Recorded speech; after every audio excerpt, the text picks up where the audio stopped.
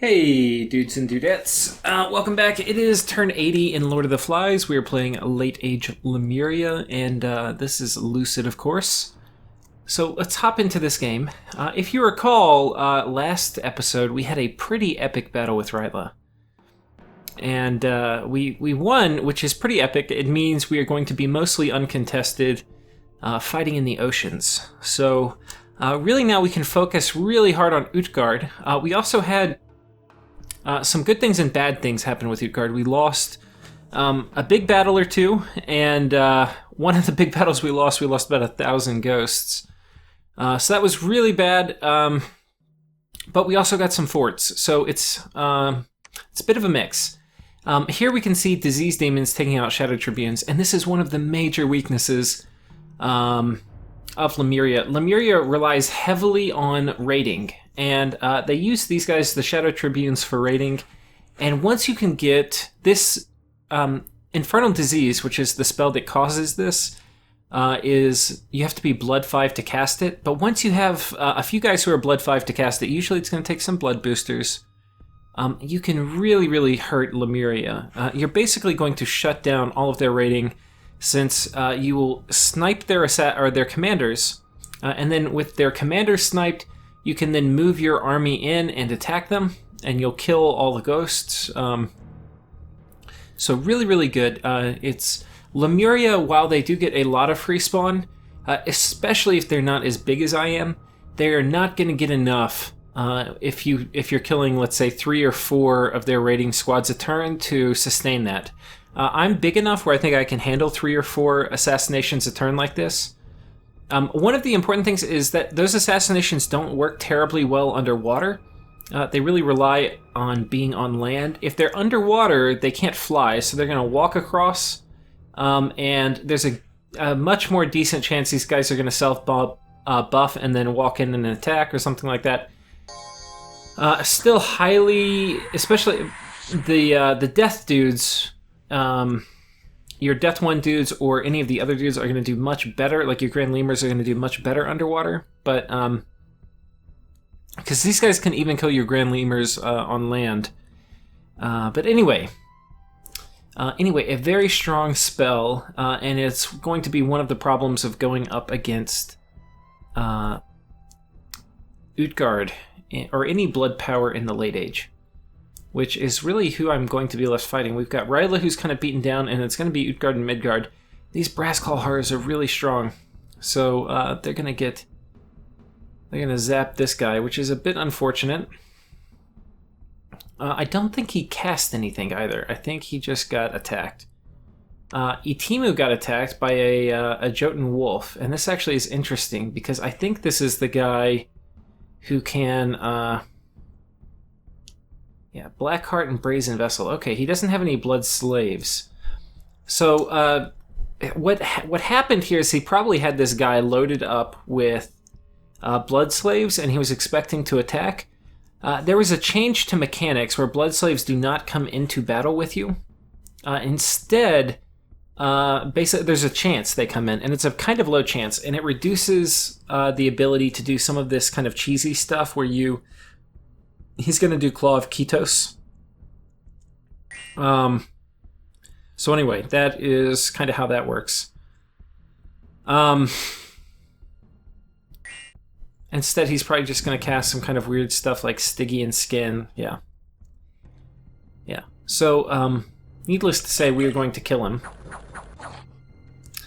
But that could have gone very badly. And there's... if you use one of the items with Lucid's Thematic Gymgen, it gives you temporary blood slaves. But because when I made that mod, there wasn't a way to just do like temporary blood slaves the same way there was for other units. It used blood slaves as a retinue unit, and that makes them able to come into combat. So if Utgard figures that out, we're going to be in a bit of trouble. But anyway, that's fine. We killed one of the Jotun wolves, so that's good. The problem, though, is if they did kill him, he could get sent to another plane of existence where indeed he could die. So that would be unfortunate. Okay, he's attacking here. Itimu goes to a different province and knocks out the PD there. Kind of a waste of him. but anyway, so be it. We lead a force in here with a one of our water death mages and meet very little resistance. Coming here, this is kind of interesting. Let's go look at this. I think this is a Wind of Death attack. Yeah, it is. So we're going to do... oh, it looks like we didn't do Power of the Spheres. I thought we were going to do Power of the Spheres first, but it turns out we don't. And Wind of Death is going to do very, very good damage against this chaff. This chaff is pretty low MR, especially, like, these guys are MR 12. Yeah. And they do have a magic bonus, so they got anti-magic off, but they're pretty low MR even after anti-magic, and so a few of these castings is going to get most everybody. And now this guy probably is going to retreat, and he does. And most of these guys are going to die.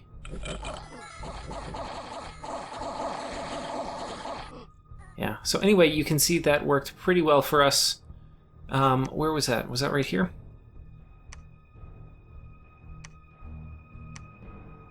Yeah, we killed about half of them, so very, very good. This was not as good. Let's go check out this battle. Okay, so we've got a very strong little death ball of communion slaves. I think these guys are on guard commander. We've got this guy who I'm going to have a very hard time chewing through. He's got very high protection. I'm going to probably be doing a bunch of battlefield buffs. I don't know how it's going to go. I don't think I have enough troops. We get Stygian Reigns up, I think. Do we have... Okay, we have Invulnerability. Yeah, so we got Stygian Reigns, which is going to kind of be okay. It's going to help a lot against any of the long dead spam, but it's not going to help very much against banishment or things like that. So I'm going to speed it up here. We see nether darts coming in, but a lot of banishment, and we're kind of getting chewed up. We're not really doing much damage here. And if we look at it, yeah, these guys have a lot of protection, and I think he got mass protection down. So that's unfortunate. We definitely are not coming out ahead here. It looks like some of the communion slaves did die, and we got... What is this? Is this Rain of Stones? Who cast that? Be kind of cool if I did. Yeah, this guy probably cast Rain of Stones. So Rain of Stones is going to gradually kill some of these dudes. So actually, all in all, not a horrible battle.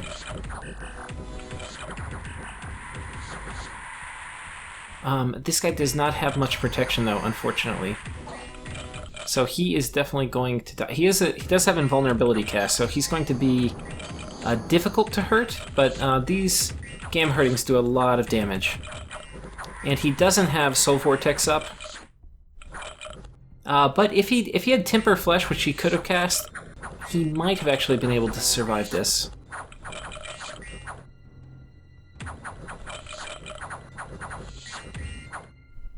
Yeah, we're going to go ahead and fast forward here. Basically, I think the Gam Hurtings are going to eventually kill him. He's pretty tough, and he's getting a lot of afflictions, unfortunately.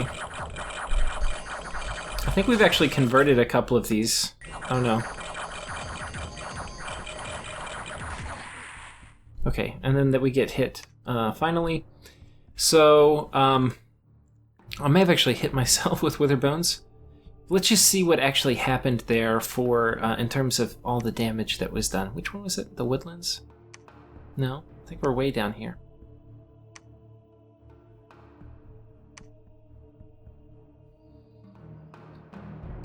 Okay, sorry about this. 1 second. Not this one, not that one, not this one. Okay, this is the one. So this actually had... Okay, no, so we killed most of the Sethkonas, so that's actually pretty good. I would say this is worth it. We lost a lot. I would have rather we won. But even though we didn't win, this is kind of worth it. The only problem is there's a lot of dudes left, and these dudes... let's go to the province. Yeah, so that's kind of the problem. There's a lot of Gamherdings left, but we killed a ton of their mages, and that is fine by me. If we look at the number of forts he had, it's about 1 turn of production of mages, so that's not bad. That's not bad. I would say it's kind of a neutral trade, given the amount of dudes we lost, but probably a little bit better for me. Okay, that was Summer Edge. Down here we see, okay, we got killed. Rlyehn attacks us and they kind of raid, and they're successful. There's a lot of provinces trading hands. Okay, we've got another big battle. Was that this one? No, that was Biophony. Okay, let's watch this one. So I'm attacking Rlyehn. I've got a big, if you recall, he moved a ton of dudes in, and I'm moving in a big army. Now he has some pretty good dudes. He's got this guy who can do a bunch of things, like probably Firestorm. He's got, I don't know what all these guys are casting. He's got this guy here who could do Solar Brilliance or something else. A lot of good stuff he can do. I don't see anybody off the top of my head. This guy's probably going to do Mass Protection, maybe? I don't know. Maybe Relief? I'm not sure. We'll see what he's got scripted. I don't see any, like, Army of Lead dude, which is what would be really scary. Like, Army of Lead plus Solar Brilliance is going to be really bad against me. Okay, Light of the Northern Star, not that scary. And Wailing Winds is going to do a lot here. You see, we already got these guys routing. Wailing Winds is so good. And we've got Darkness down. Now, some of his troops, like these guys, are not going to be affected by Darkness. They've got Dark Vision. And then, yeah. But a lot of them are. And his mages are going to have lower accuracy. On my side, I don't think I have any protection buffs, which is not very good. Oh, and there goes Firestorm. So Firestorm has come down. Now, I totally can lose this battle because... okay, he has fire resistance as well, but no protection. And fire damage is not armor negating, it's armor penetrating. So it's going to do a hit against armor. But this is not good.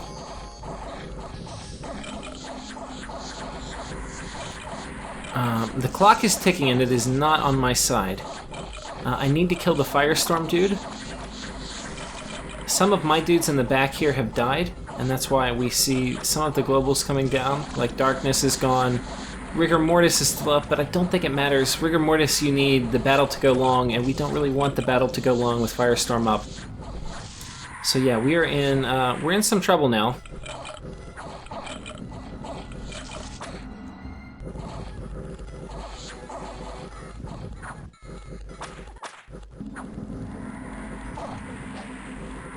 Yeah, he's got a ton of these formless spawn.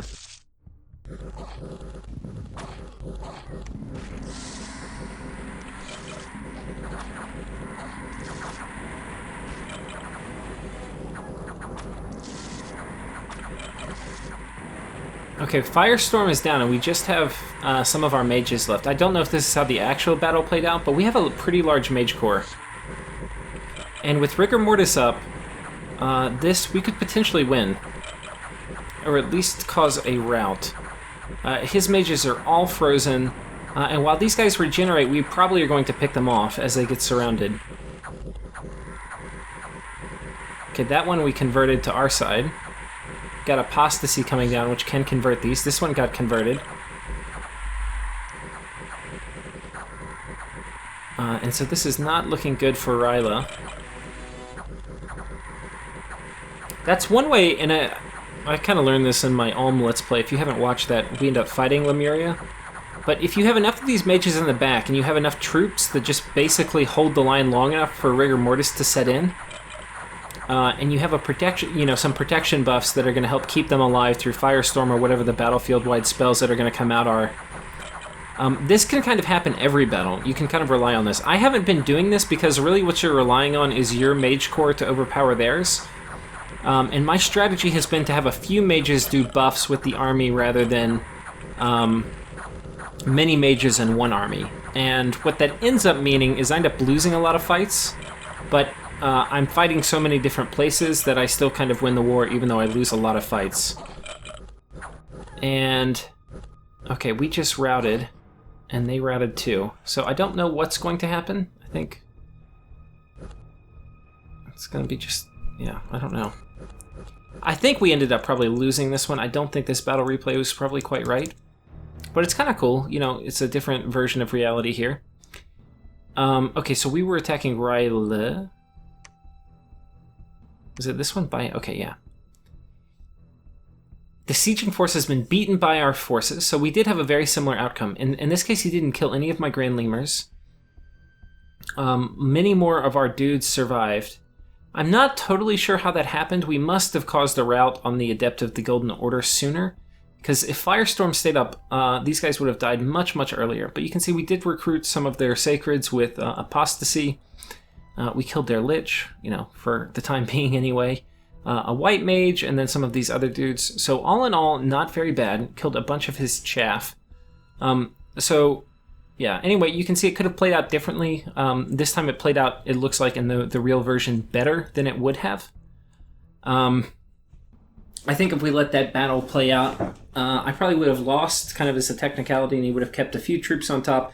But either way, killing that force from Rlyehn with the troops that I lost... even if I lost almost the whole army and we just wiped each other out, that would be a win for me. Okay, anyway, that was by Benofi. And then coming down, we killed these guys. Utgard tried to kind of raid with wolves, and that was unsuccessful. And then down here, we seem... Okay. He attacked us with a wolf. Let's go ahead and check that out. Let's see how he's gearing this wolf out. Because these guys actually, if you recall from my own Let's Play, Zarya, who played Utgard in that game, he used these Jotun wolves to great effect. So I'm not sure what happens here because, for example, a guy kitted this well would have had no trouble earlier. Okay, we got him disease, so that's nice.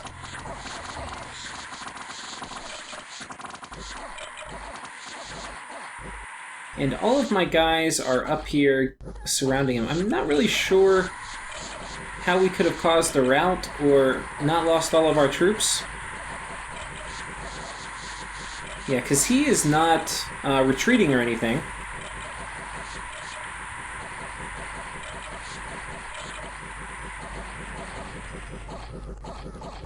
Yeah, what the heck? How did he lose this?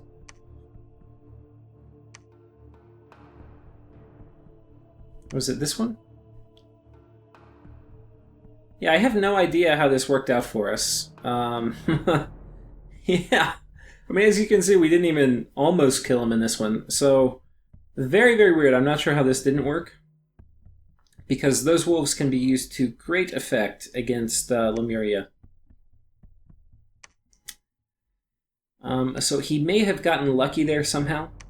And then coming down, we basically get wrecked by a vampire, which, again, if you watch this, my own game where I have lots of vampires, I am unable to use vampires terribly effectively against Lemuria. I need them in kind of large numbers.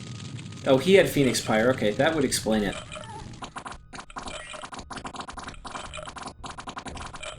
So yeah, we're going to kill him, and then he's going to blow up.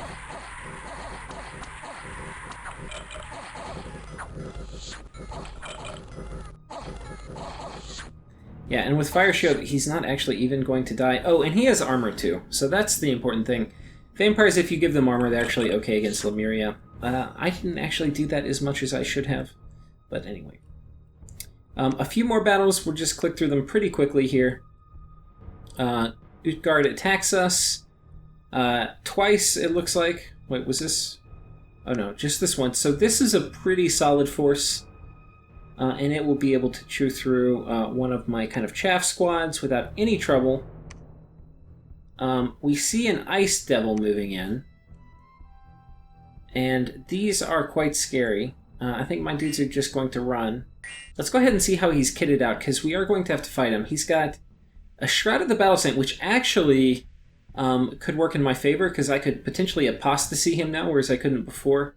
a Starshine Skullcap, and then a Ring of Regeneration. But he will go Berserk, so that is something to worry about, because he's not going to route, and routing is one of my ways to kind of deal with super combatants. And I think that is about it. So if we zoom out here, we can see we're losing ground on this front, right? He's kicked us off of this fort. That was this battle here, where basically he just sent a super combatant. I'm not able to siege up any of these. He won this battle over here, and I've got Itimu basically running around here, but I'm worried about Itimu because he's getting assassinated by dudes who are trying to claw of ketosis him. One thing that's kind of cool is we got a brazen vessel from that failed assassination. So yeah, we're gonna get him out of here. Now, meanwhile, down here on this front, this is okay, but we're we're getting our Dominion here, which is good. But we're also kind of sieged up, so we don't really want that. I think what we're going to do is we're going to send these guys in to sneak an attack and try to see if we can just raid on top of these. Unlikely he's expecting a kind of sophisticated raid here, so hopefully that will work. If it doesn't, so be it. We got assassinated here. I think this was, yeah, that was... and here. So both of these raiding parties got shut down. So right now it's not looking really that great. Like, this is another raiding party that got shut down. So all these raiders are just totally stranded out here. Now, when they get stranded, you have an option. You can... I think I can show you here. Oh, no, we can't. Okay. If you put defense in the province they're in, then they're not going to fight. They'll just retreat, which can be good, because you may not want them to fight. You may want them to retreat, because... somebody can just bring the perfect army for killing them, or just send a thug in that's going to be designed for killing these dudes. And it's a lot better sometimes if you have zero defense. They'll just retreat as soon as they get attacked. Yeah, so anyway, we kicked the guys off of this fort. This was the victory that looked a little different in our replay, but that's actually really good. We now have this area pretty well secured. We killed a bunch of Rlyehn chaff. We've got a little bit more to work through. But getting this chaff off the board is really important because it's going to be his only way to siege down my forts. And my forts are quite tough, right? They have 1,000 wall integrity, so he's going to need a lot of chaff to chew through it quickly. So the more chaff, the better. Trying to think what else. Okay, we're patrolling here in case he raids us. We've got this dude here doing Power of the Spheres, Anti-Magic, Rigor Mortis, and Darkness. And we actually should be able to get a lot of that off because we are going to be Astral 3, Death 5. And then we have a lot of Death Gems, so I think we can get through that whole script without fatiguing out. We're going to be patrolling here too. I'm expecting kind of more raids. So yeah, we're just going to do that. We've got I scripted Power of the Spheres and Anti-Magic. Whoops. Yeah, not using that terribly well. We've got Stygian Reigns, which we should be able to get up.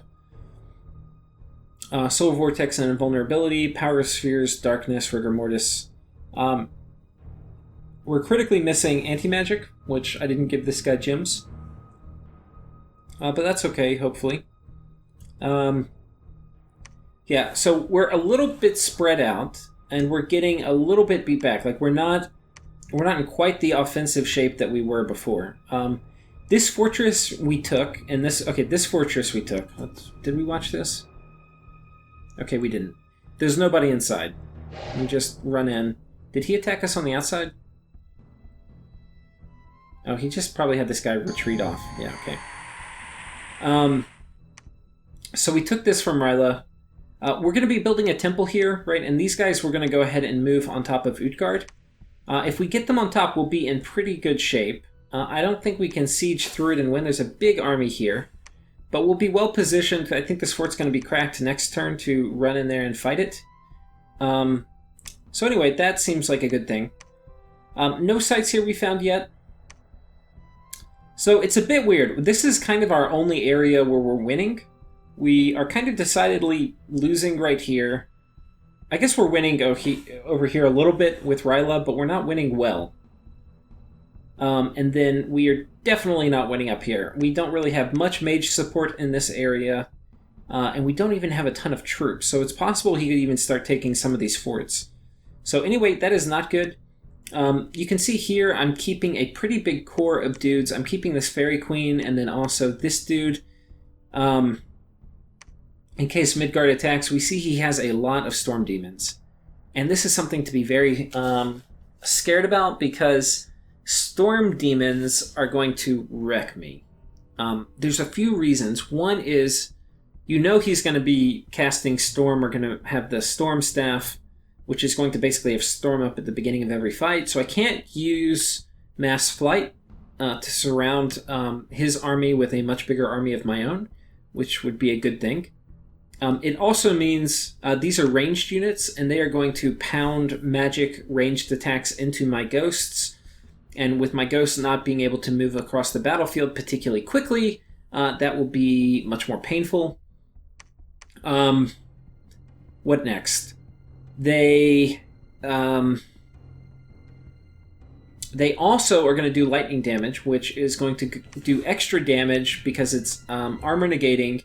It's going to do extra damage if I'm trying to cast Army of Letter Gold, so I basically can't cast those against Storm Demons, which sucks because those are one of the things that makes Lemuria very strong. And then in addition, he can cast those spells on himself, which will make him immune to damage from me. And because they have so much shock resistance already, casting Army of Lead or Gold on them will not hurt them at all.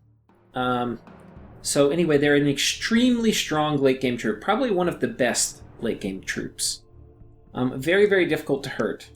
So anyway, that is what we're going to be dealing with here. My strategy here for dealing with Midgard is to keep a shit ton of troops in these forts. I just want him to say, yeah, I don't really want to try to siege this down. It's going to take too long. You know, I don't... If he doesn't think he can take any forts from me, then it's not going to be worth him risking all my raiding. So that's kind of the thing. I'm not... I think a lot of people, when they think about diplomacy, they think about kind of the messages you send and all of this stuff. A lot of diplomacy is actually where you position your troops. So we're friendly, but we're only friendly because I have a shit ton of troops here. If I had 100 ghosts in all these forts, you better believe he would attack me. So anyway, this is my quote-unquote diplomacy, is keeping a ton of troops here. And I think that's it. Let's see what we've got going on for casting. Okay, we're going to search here. I'm trying to think what else. I think that's it. I don't have anything particularly interesting going on here in terms of casting. Nothing here either. Who got assassinated here? Okay. Not sure what they were doing. And so in terms of troop movement, we're going to try to break the siege with this dude. I don't know what he's going to have here, but it's very possible this dude just kind of dies. We're going to be raiding here and here. We're going to be attacking this. We're going to try to kind of clean up some of these raids. We're going to basically be doing... Okay, he's going to move here, just sit on top of this. That may be a mistake, because it's very likely this army's going to go here. We're going to be patrolling a lot. So, like, here we're patrolling in case he moves some dude in here. Here we're patrolling. Here we're patrolling. We're trying to catch these raiders as they move out. And then, like, here, I'm moving in some dudes. I probably should break the siege here with what I have. I don't know if it's quite enough, but anyway, that's an option. Big army here, actually. And they're about to crack this fort. So, we are actually attacking this with a Wind of Death caster, because I'm pretty sure they're... You know, when it's like this, it's going to say the walls are critically damaged. It's unlikely he's going to move the guy off the fort this turn. So we're just going to run in, drop some Wind of Death, and leave. And hopefully my guys don't die, and then he can reload from probably this province and attack. There's a ton of dudes here. It will be broken next turn as well. This guy's going to just kind of hang tight. And I think that's it. So, all in all, things are kind of going okay. I think some of the counters are coming online with the raiding party shutting down. So I think Utgard kind of understands how to fight Lemuria a little better than he did when the war starts. We see, the beginnings of some clever assassination attempts where he's trying to send me to other planes where I'll die, and those are kind of scary to my immortals, especially to Itimu, because you can't dodge it or anything. So I do not want that happening to Itimu. And for that reason, I'm probably not going to be able to use Itimu on the offense much more. And I think that's it. So anyways, I hope you guys are watching. It's a little grindy, but we are, I think, we're fighting one of the big nations in this this particular game at the moment. And we're fighting them with Astral Corruption up and Illwinter up. So, yeah. And, my Pretender is pretty horror marked, which, is my own doing, but whatever. Yeah, so anyway, it's kind of interesting, and it's going to be a little more grindy than it probably normally would be with Astral Corruption up, but yeah, we're going to do it. We're going to fight two big blood powers, two enormous blood powers with Astral Corruption up as Lemuria. So wish me luck, and I'll see you in the next episode.